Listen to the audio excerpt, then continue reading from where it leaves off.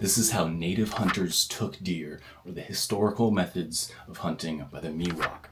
So in this video, you'll learn the historical deer hunting techniques of the Miwok Indians. These methods are from true hunter-gatherers and were recorded at a time when some Miwok could remember a time before ever seeing a white man, when traditions had been passed through 800 generations of indigenous North American hunters. The Miwok inhabited the Sierra Nevada mountains and Central Valley in what is today California.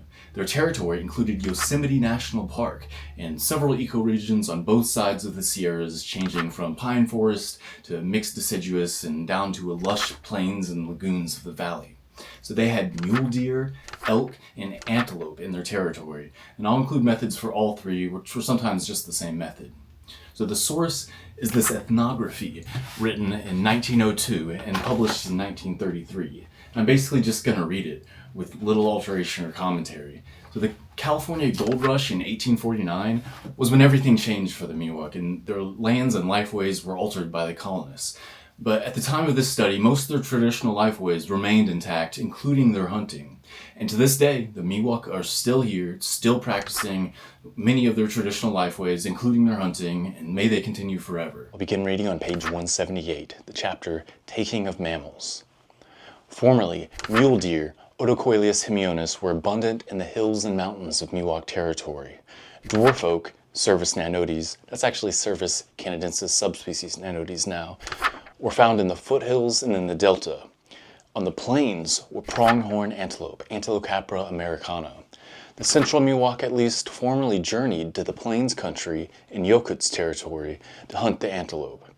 Hunters sweated and bathed to eliminate the human odor before hunting deer, perhaps to add the magical significance of creating ceremonial purity. The body was rubbed with the root of Angelica brueri. That's found in California and Nevada, but the genus is found throughout North America, but not Texas, to give a pleasing odor and to counteract the human odor which might be detected by the quarry. Also, it was supposed to confer good luck on the hunter. If a hunter did not get deer, he steamed and bathed himself with a decoction of wild sunflower root, the Balsam Oryza sagittata. That's actually in Wyethia sagittata now, and it's found in the Rockies and westward, along with the whole genus. I was pulverized in the mortar, and the boiling was done in a basket with a red-hot quartz stone as big as one's fist. Cooking in a waterproof basket with hot stones, very common practice. So the man knelt beside the basket, and over him in the basket were placed deer hides to confine the steam. He held his head over the basket as the liquid cooled somewhat, and then he washed all over with the decoction.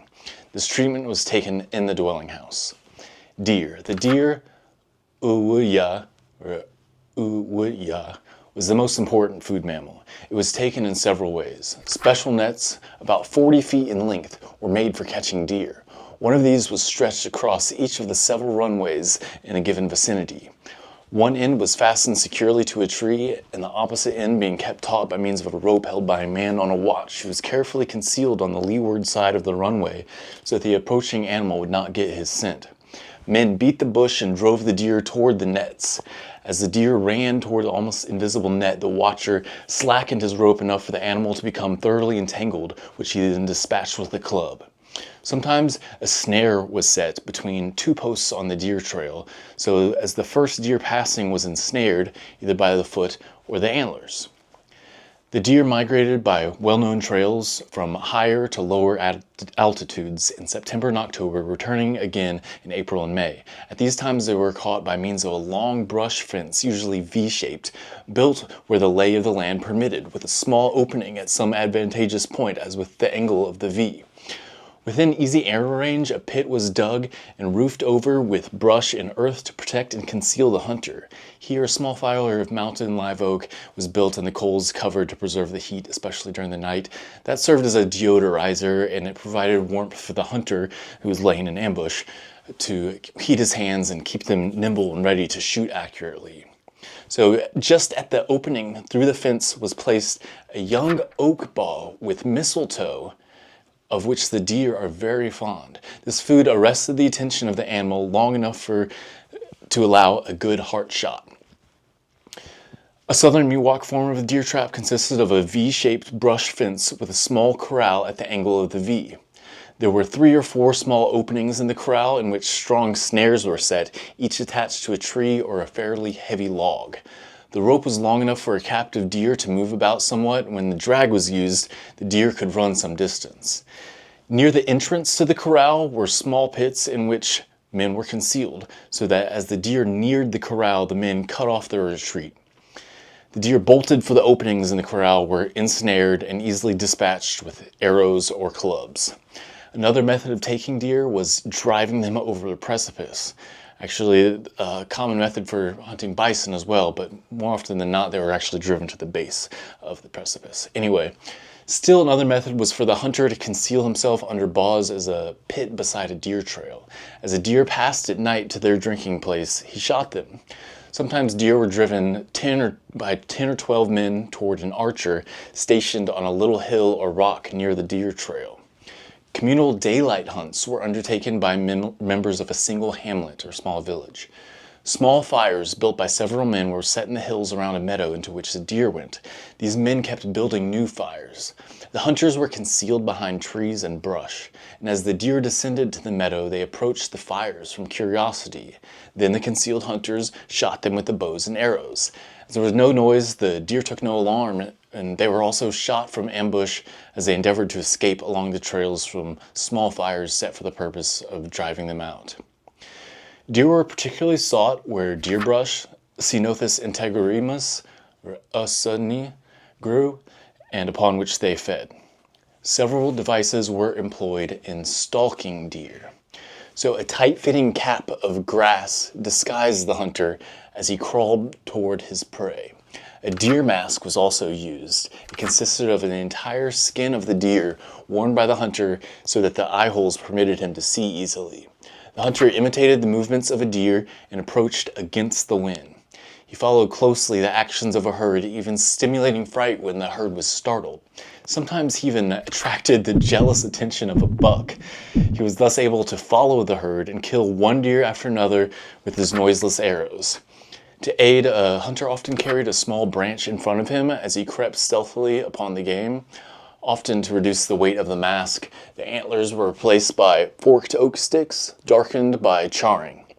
Magic properties were believed to attach to this mask. It was used secretly and kept from supposed pollution by contact with women and children. Also possibly their odors. Sometimes a cluster of pine stems suggesting antlers was placed on the disguised hunter's head. The hunter used this disguise in the fall when the bucks would approach to attack him, thus offer easy marks for his arrows. The hunter, on all fours, twisted his head sideways like a buck to enrage the buck. If the animal came close enough, the hunter stabbed it with a pointed staff of mountain mahogany. Otherwise, he shot it with an arrow. Mountain lions, Felis organensis, it's actually Puma concolor now, did not bother the disguised deer hunter, but bears did. One hunter in disguise killed 4 bears in 2 days. 2 were young, but the other 2 were old and tried to kill and eat him. Still another stalking disguise was a complete covering of the body with a vine of a wild cucumber. This was employed in stalking antelope also. Deer were also run down.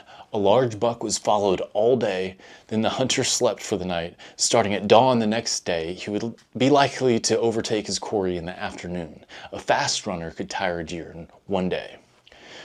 Dogs were not usually employed in this connection because they made the deer wild.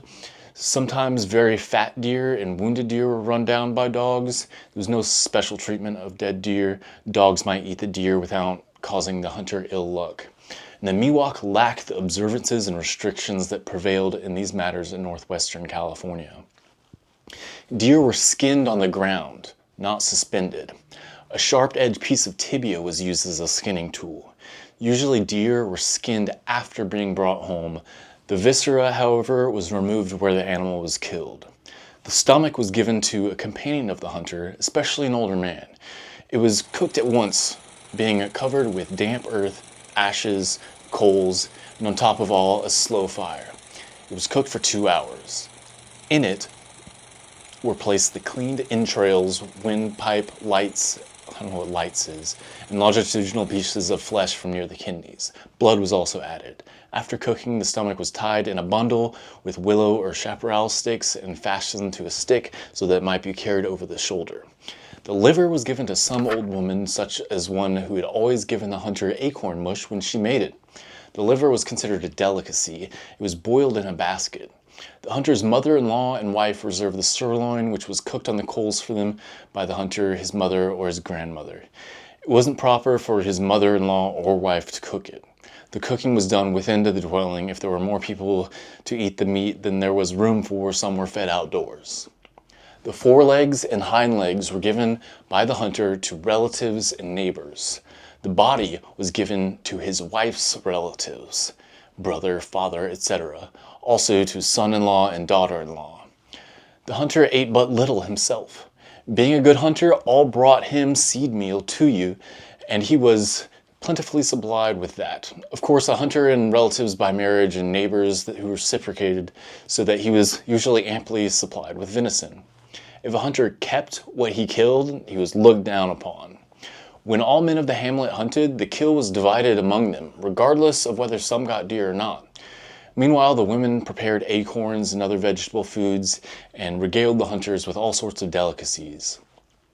The earth oven was sometimes used for cooking deer meat. That's just a hole in the ground lined with rocks, heated with fire, lined with leaves, more rocks, more earth, and the fire on top, a slow cooker. Elk, hakaya, and antelope, haluissa, were stalked with a deer mask. No special elk or antelope mask was made, as these animals were not snared as were deer. The central Miwok hunted elk in the lower foothills, the mountaineers descending to hunt without interference. Elk were also hunted by the Plains Miwok in the Delta region. And antelope. In hunting antelope, 10 or 15 men went together. Some of the party deployed to right and left of the antelope so as to bring them into range for the rest of the party. Often 3 or 4 antelope were cut out in this fashion. So that's the end of that section. There's a few more mammals it goes on to cover, but I want to talk about the general commonalities with other accounts I've read about indigenous North Americans through many different ethnographic accounts that I've read. Some notable things are the running. Catching a deer by running it down is well known to be a possible hunting strategy among humans. In fact, someone say that's one of our most unique ones. It's called cursorial hunting, and basically dogs are one of the few other animals to be able to do that. And as I read in that, they weren't as good as humans, as the Miwok were at least. So that was an interesting one. Also driving the deer off a precipice. I haven't heard much of that. I've heard of the bison being driven that way, but a lot of those finds where people think bison were driven over cliffs, they've actually come to discover that the bison were actually driven towards the base of a cliff to be corralled in, and kind of like all these other things, there were people laid in ambush at the apex of that corral, essentially. So, but there are a lot of cliffs in that area. It does cover Yosemite National Park, and there's a lot of interesting formations there with cliffs. So it's definitely possible. And that corralling method was definitely a common trait. It's in some other accounts of natives in Northern California, specifically Chesnut in 1902, that's talking about the plants used by natives of Mendocino County. And that V-shape fence line to corral them into the apex where there's an ambush or something, that was done by the natives in Mendocino County, but they actually used a band of maple inner bark, Acer macrophyllum, big leaf maple. And they stretched it out really tight and had just a single very long strip, and it would be suspended between trees or something. And as the deer approached that, there would be men stationed along that, and they would twang it and apparently make a sound that would scare the deer and keep them funneling towards the apex of the V. The use of net for hunting deer, rather unknown, or I haven't read that many accounts of that being used for deer, although that was very common for rabbits throughout indigenous North America, especially in the Southwest. There's a lot of rabbit nets hunting, but rabbit nets only need about a foot tall. I imagine for a deer it's got to be about 4 feet tall, and it's got to be very strong.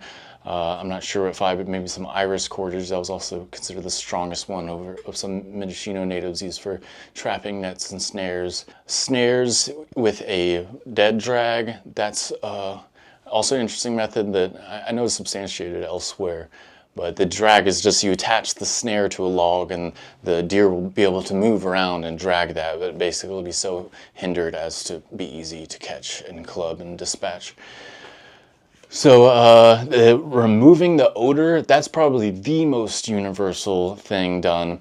I'm surprised they didn't mention in this one that abstinence from meat, grease, salt, fish, any sort of odoriferous foods, that was abstained from for 3 days was typically the abstinence period before hunting. That was very, very common.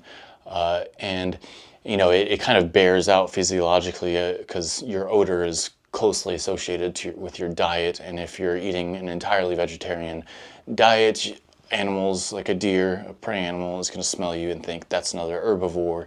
But if you've been eating anything that contains animal products, that'll smell you and think you're a predator and be scared.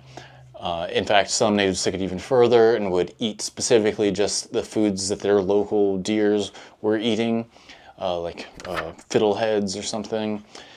So, and bathing with a decoction or the steam bath described, or rubbing with the root or various other odoriferous plants was done. And there's some of the Ojibwe use a very complex mixture of a bunch of different herbs supposed to mimic the hoof pheromones. Venison was a big component of the Miwok diet, but plant foods comprised about half of their diet, and acorns were the largest component of that.